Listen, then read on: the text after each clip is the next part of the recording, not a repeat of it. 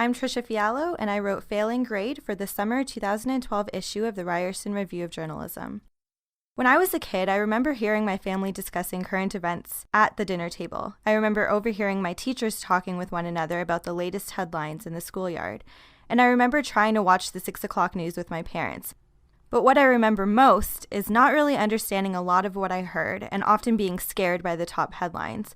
What if I get abducted like that girl in the news? Will Ontario be the next victim of a hurricane like the one in the news that killed hundreds of people in Florida? And what on earth is a majority government? The fact is, news content produced by major news outlets is inaccessible to children. The vocab is incomprehensible at times, and the coverage is often very inappropriate. However, I do believe it's extremely important to teach children to keep up with current events in order to develop their skills in civic engagement. This can be done, is in fact done in the U.S. So why then don't the major Canadian news organizations provide a news section for kids with content that's written in kid-friendly language? This is a question I sought to tackle in my feature story on News for Kids.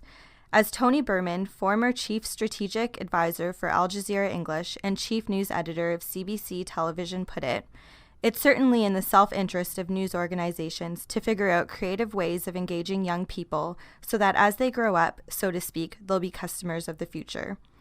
I give Canada's major news organizations a failing grade on investing in the nation's youth, but there are two notable exceptions.